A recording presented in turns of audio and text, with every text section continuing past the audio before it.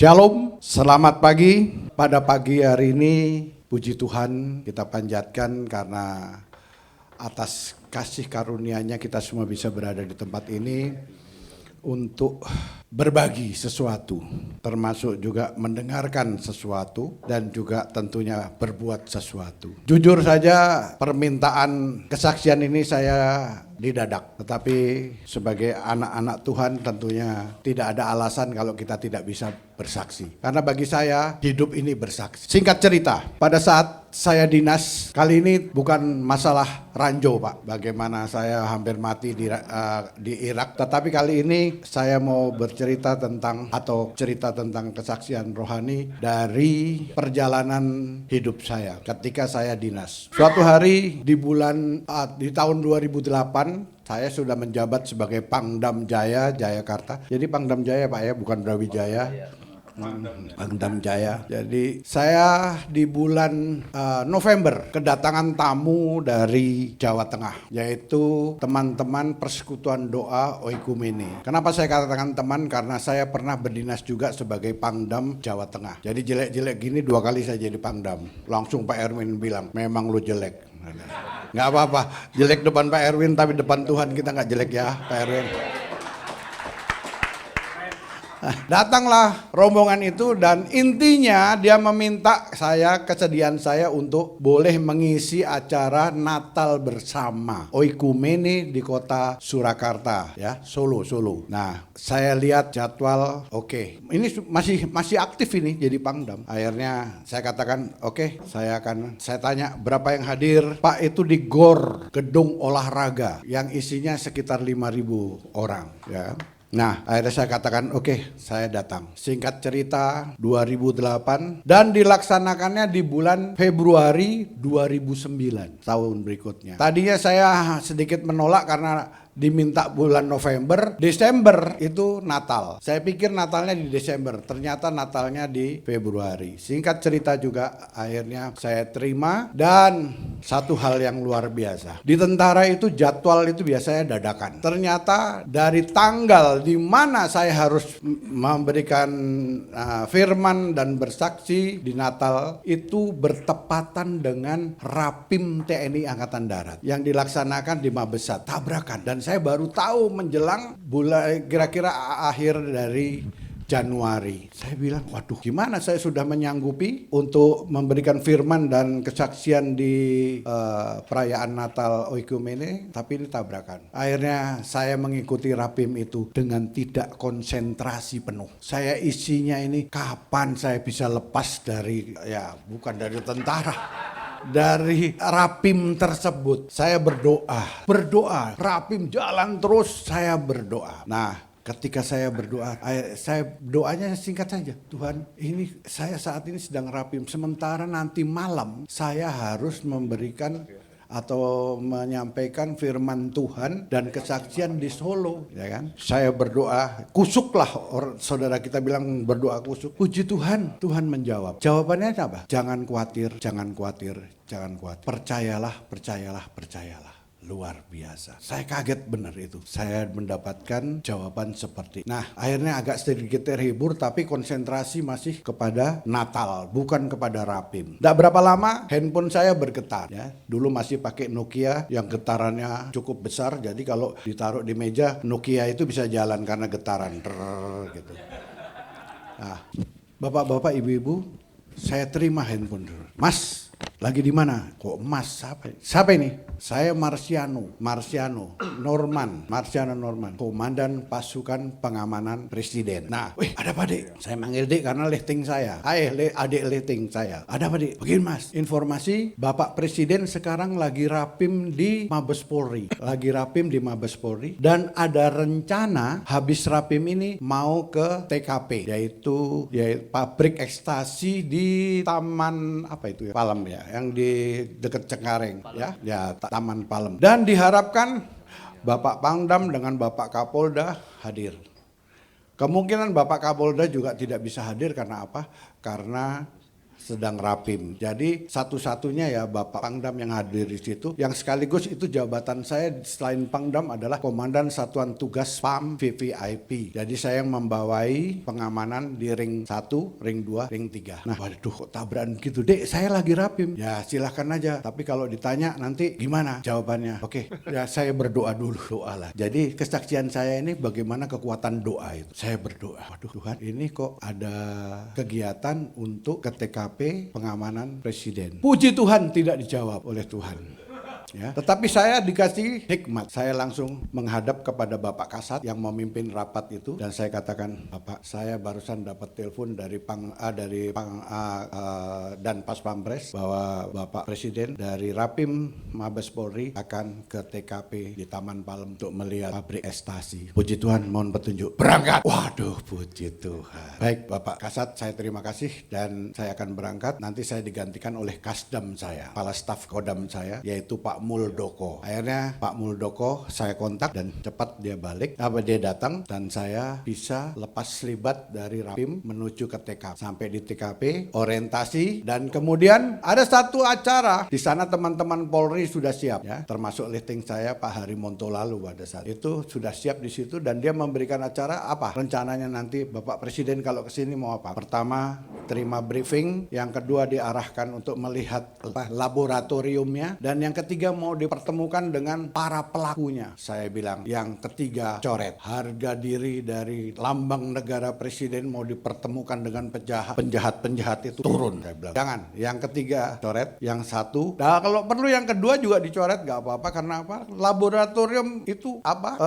Udaranya nggak sehat. Makanya saya minta untuk kalau ada ke laboratorium siapkan masker dengan kacamata. Saya tidak. Singkat cerita, nggak berapa lama Pak Presiden datang dan kemudian beliau mendengarkan paparan dari polisi di situ, Polri, dan kemudian beliau diarahkan untuk ke laboratorium. Beliau pakai masker dan sebagainya, udah sampai. Singkat cerita semuanya sudah selesai dan kemudian Bapak Presiden kembali ke istana. Saya mau balik percuma karena sampai di Rapim sudah nggak bubar. Oleh sebab itu ini jawaban Tuhan. Ketika saya berdoa, Tuhan masih kau izinkan saya untuk melayani di Solo? Tuhan bilang jangan khawatir, percayalah. Akhirnya dari Taman Palem kan deket banget ke Cengkareng, tinggal loncat cepet dapat tiket satu-satunya Lion, yang lain sudah penuh, yang jurusan Solo. Luar biasa, satu-satunya. Akhirnya saya duduk, sebetulnya tempat duduknya di belakang, tapi karena yang beli ini pakai pakaian lengkap Pangdam, ya kan, ditaruh paling depan, ya kan, yang depan digeser ke belakang. Padahal saya sebetulnya tidak menghendaki itu dimanapun, tapi katanya dari travelnya maskapai bilang, Bapak, apalagi Bapak pakai pakaian seragam masa taruh di belakang gitu.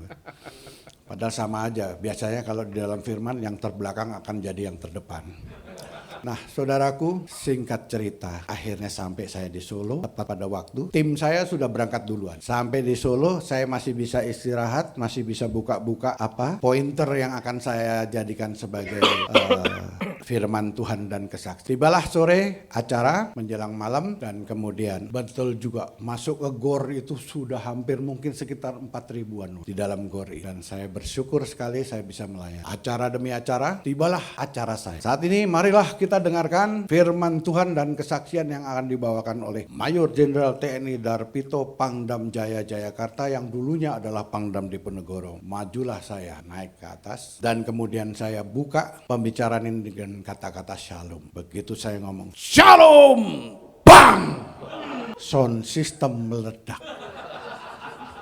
Langsung tidak ada suara lagi. Akhirnya MC naik. Bapak turun lagi, duduk dululah di sana ya. Kembali ke tempat semula. Biar ini nanti akan digantikan diisi dengan choir apa? Paduan suara.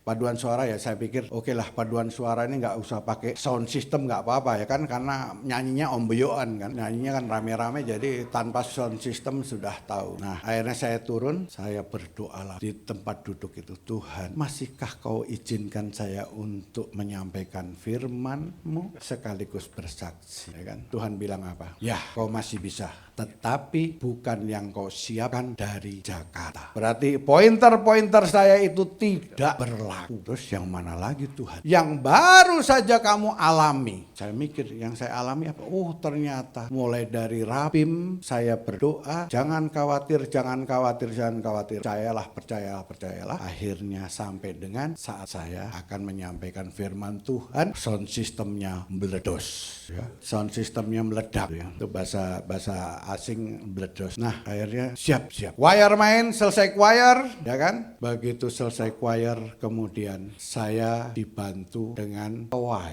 Bayangin, toa ini untuk 4.000, ya. Bagaimana saya mau ngomong dengan toa ini? Tapi nggak apa-apa, saya pakai saja. Dan kemudian ketika saya katakan shalom, sound system hidup kembali. Luar biasa.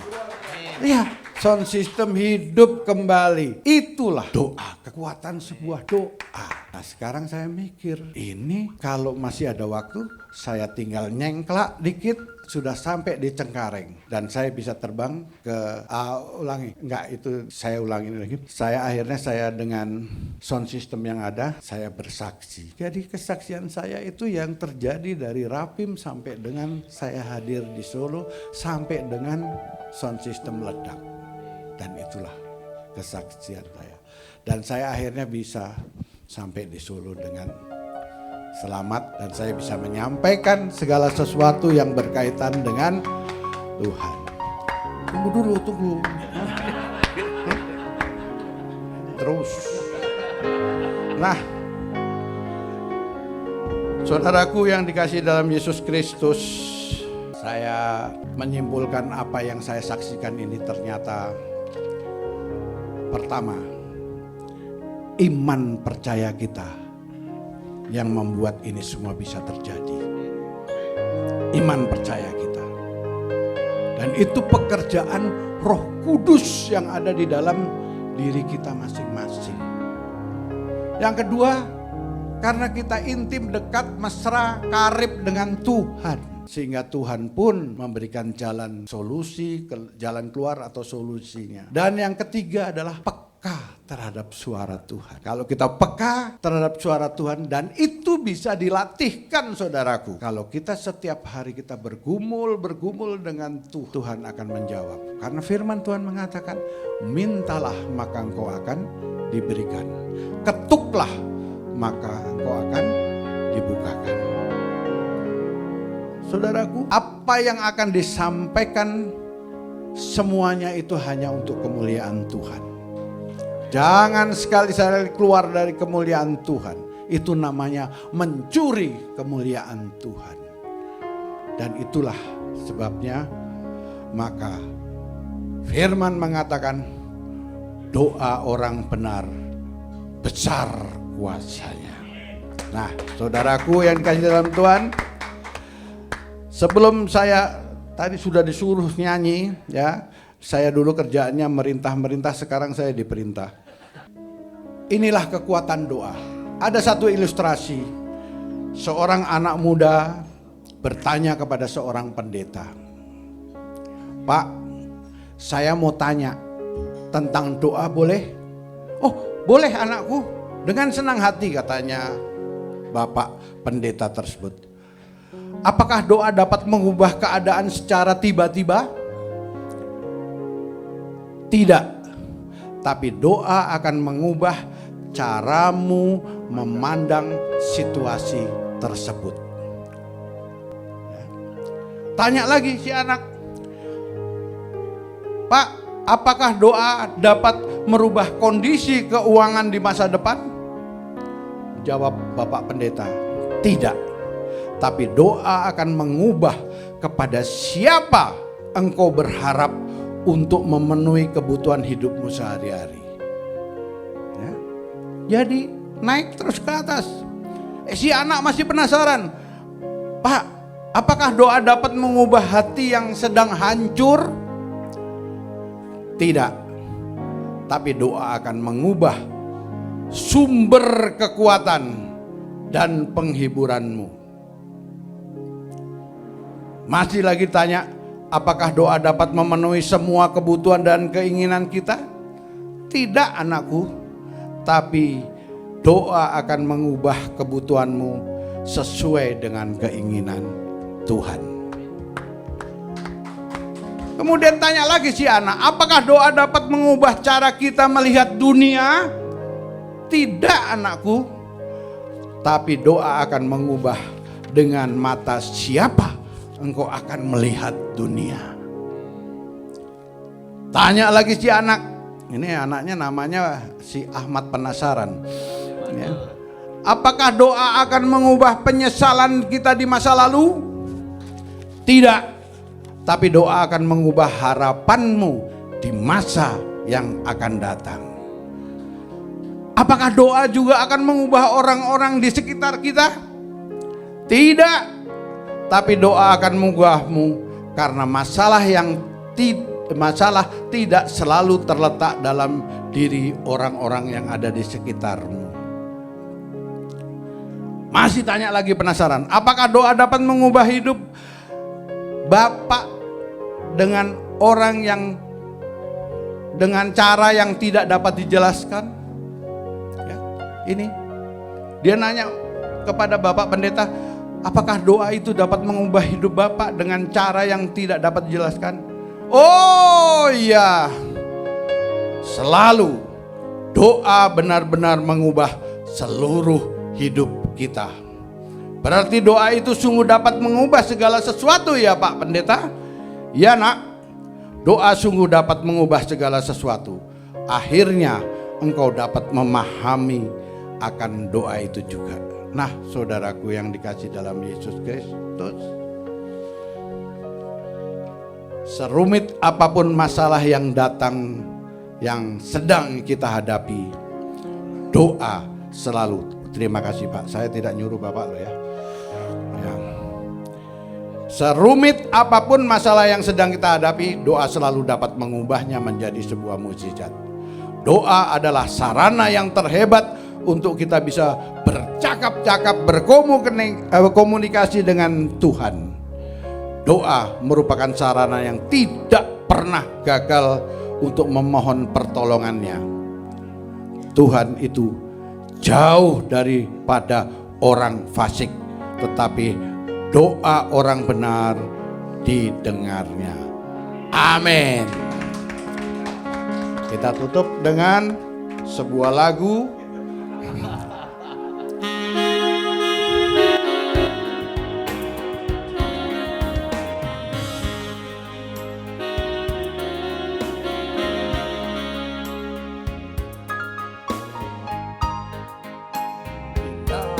rencanamu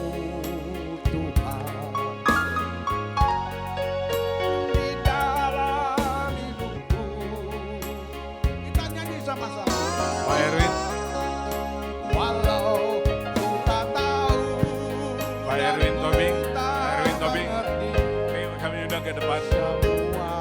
Pak Erwin.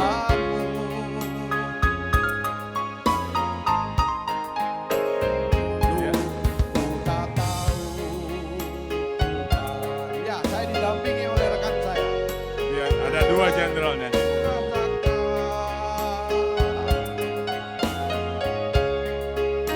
Hatiku merasa dan ku tak berdaya menghadapi semua.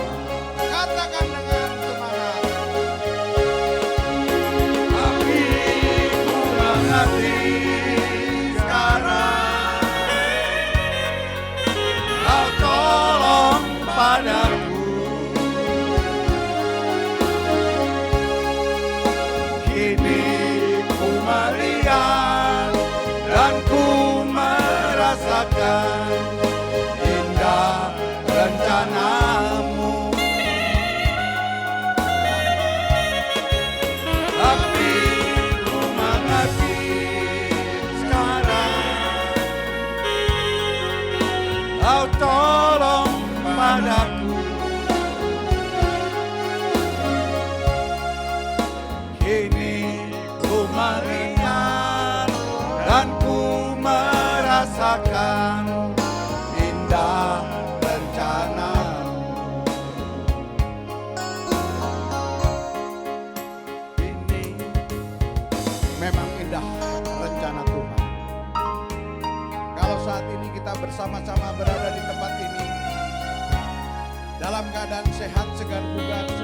damai sejahtera Tuhan. Dapat mendengarkan kesaksian dan sebentar lagi kita akan mendengarkan firman Tuhan. Itu semuanya adalah karya Tuhan. Indah di dalam rencana Tuhan. Oleh karenanya bersyukurlah, bersyukurlah, bersyukurlah dalam segala hal.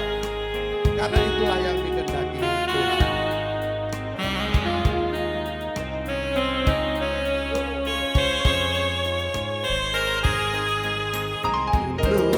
Bukan kau Tuhan,